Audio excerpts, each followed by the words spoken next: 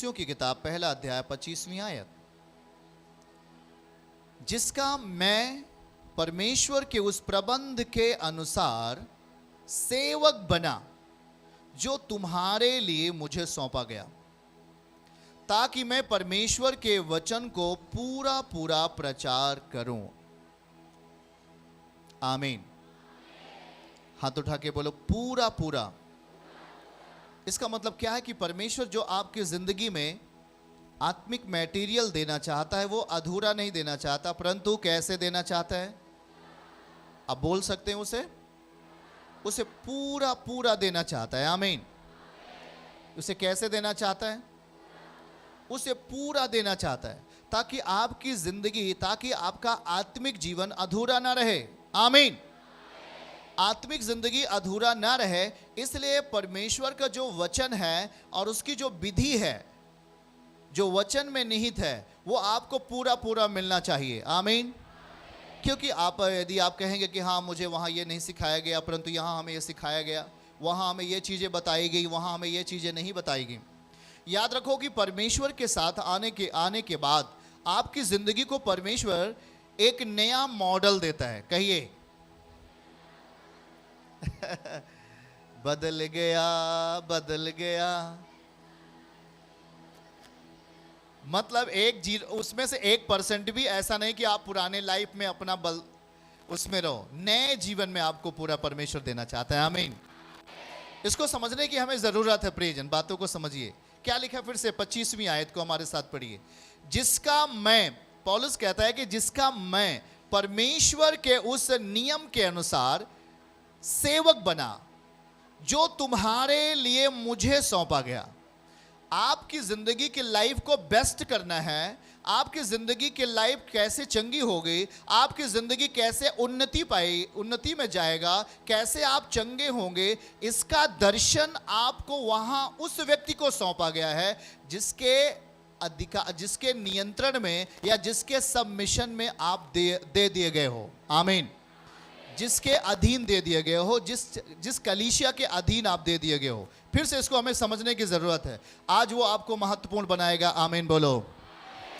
आमीन। छोटा मत रखो भाई के, बिल्कुल।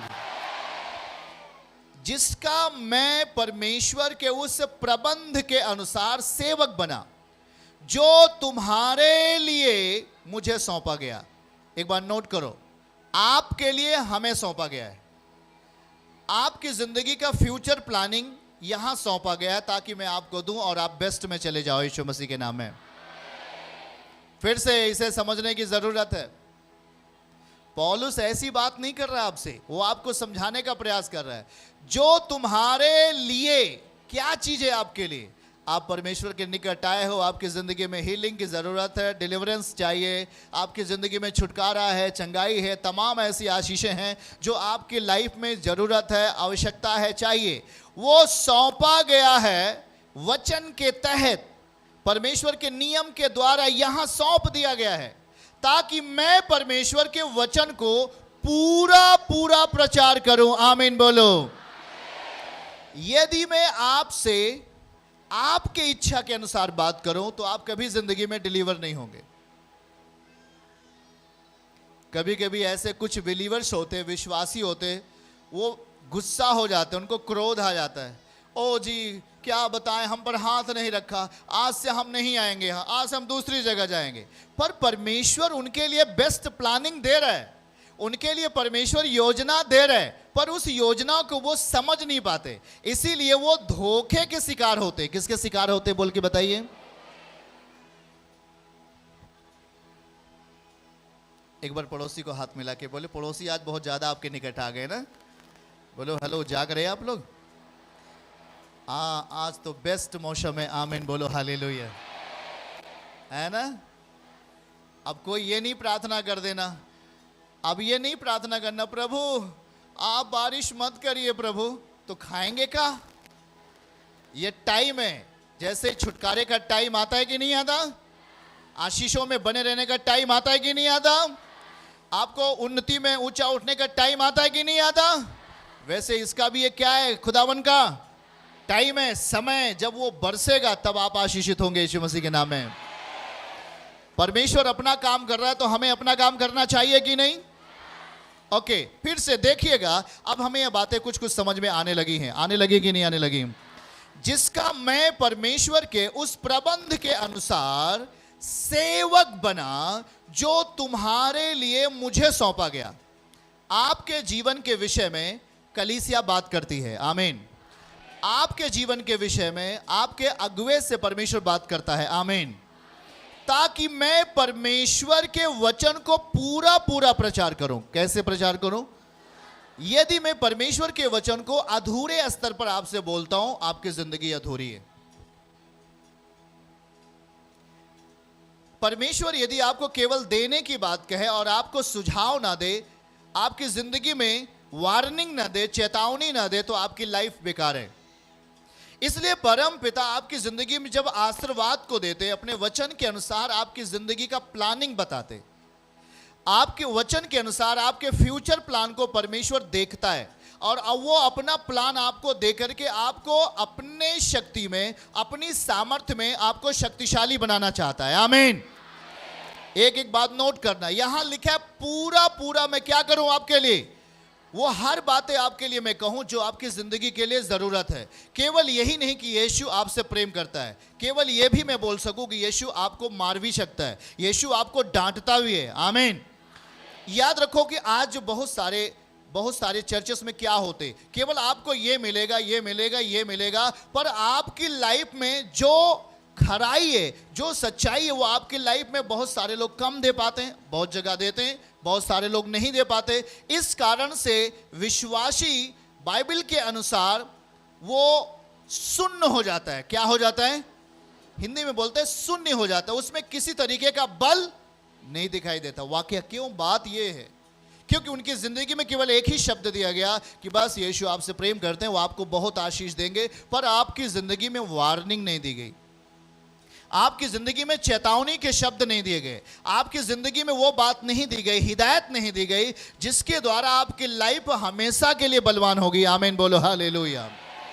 एक आदमी तो ये सोच रहा है कि प्रभु मुझे नौकरी लग जाए, बस पता लगा वो 6 महीने आता है, उसकी नौकरी नहीं लगी, बस मैं अब चर्च नहीं जाने वाला क्योंकि मेरी नौकरी नहीं लगी, मेरा वीज़ा नहीं लगा, मुझे सऊदीया जाना था, अमेरिका जाना था, मेरा वीज़ा नहीं बन पाया, इसलिए मैं चर्च नहीं जाऊंगा, इसलिए मैं अब प्रभु के पास नहीं रहूंगा। याद रखो, वो बहुत कम सोच है उसकी बहुत सीमित सोच है और वो सोच उसको उद्धार नहीं दिला सकती। यदि आपने इस सोच को बदल करके अगर आप अपना ध्यान, अपना मन उसके वचन पर, उसकी सच्चाई और खराई पे लगा लिया होता, तो 6 महीने आपको वेट करना ना होता, उसके पहले वो चीजें आपके पास आ जाती। यीशु मसीह के नाम में हालेलुया।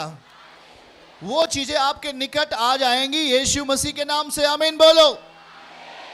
हम अपनी लाइफ में, परमेश्वर आपके जीवन को भक्तिमय करना चाहता है। वो कह रहा है पौलुस, आपके लिए यहां सौंप दिया गया है। आमीन। आपकी जिंदगी में क्या चाहिए वो यहां सौंप दिया गया है और यहां से वो चीजें आपकी लाइफ में जाएंगी। पर आप तुरंत क्रोध होते हो, आपके अंदर तुरंत गुस्सा आता है, आप तुरंत उन बातों के लिए नाराज हो जाते हो जो आपके काम नहीं हुए, और आपने कहा नहीं नहीं नहीं, मेरा काम प्रभु ने ये नहीं किया, मैं वहां जा रहा था, मेरा काम ये नहीं हुआ, अब मैं वहां नहीं जाऊंगा, उन्होंने मेरी ओर देखा नहीं, उन्होंने हम पर हाथ नहीं रखा, उन्होंने मेरे लिए प्रेयर नहीं की। पर आपने कभी ये नहीं सोचा कि परमेश्वर आपके जीवन के विषय में जो प्लान दे रहा है, क्या आपने उस प्लान को अपनी जिंदगी में पकड़ लिया?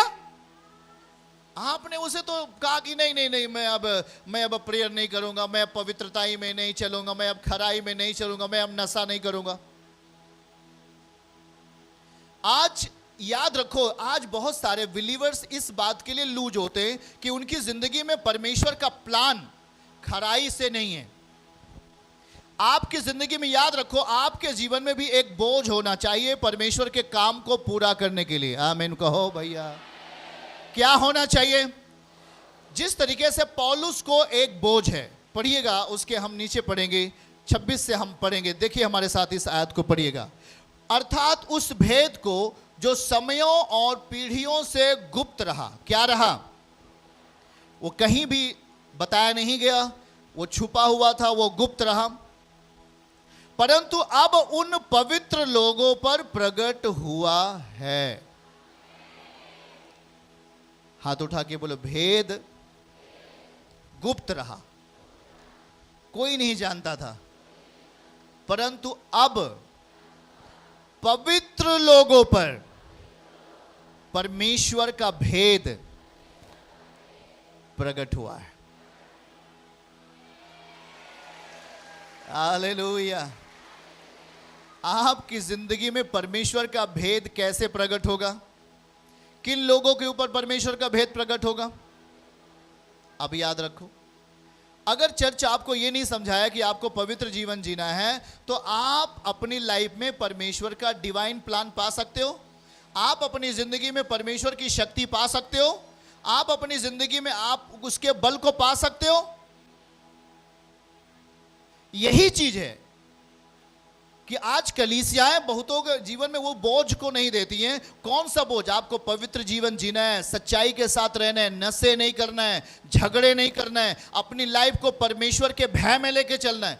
ये चीजें जब कलीसिया नहीं सुनेगी, उसके जिंदगी में कभी भी परमेश्वर का कोई भेद नहीं खुलेगा। और जब तक आप परमेश्वर के भेद को नहीं जानते, केवल आप उसको इतना जानते वो चंगा करने वाला है, केवल बस हमारी बीमारी चली जाए, बस इतना आप उसे सीमित करके रख दिया।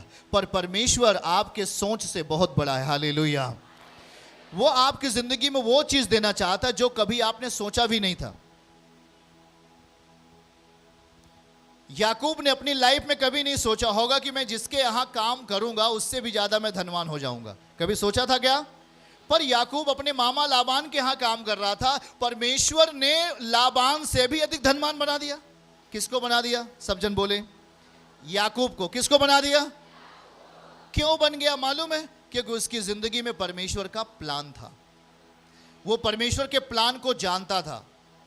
यदि वो अशुद्धता के साथ जिएगा तो कभी उन्नति नहीं पाएगा, यदि वो बुराइयों के साथ जिएगा तो कभी सफल नहीं होगा। परमेश्वर उसके साथ क्यों था? क्योंकि वो परमेश्वर के उस नियम का भरपूरी के साथ पूरा अपनी लाइफ में उसका नियम पूरा करता था। आमीन बोलो, हालेलुया। प्रॉब्लम आती है, स्टार्टिंग प्रॉब्लम आती है, शुरुआत में समस्या आती है। जब आप परमेश्वर के विधि को पूरा करते हो, आपके शैतान आपके विरोध में होता है, आपके बच्चों के विरोध में होता है। पर जब आप परमेश्वर के पक्ष में हो जाते हो, तब शैतान जितना विरोध करेगा उससे कहीं अधिक ज्यादा उसका बल टूटेगा और वो फिनिश होगा आपकी लाइफ से। यीशु मसीह के नाम में आमीन बोलो। वो समाप्त हो जाएगा, पूरी रीत से उसका बल टूट जाएगा। यीशु नासरी के नाम में आमीन बोलो। चर्च की सभी प्रार्थनाओं को और परमेश्वर के दास के द्वारा टीचिंग सुनने के लिए और अपडेट्स को जानने के लिए हमारे इस चैनल को सब्सक्राइब करें और साथ में बेल आइकन को दबाएं, ताकि जब भी लाइव प्रार्थना हो तो सबसे पहले आप देख सकें।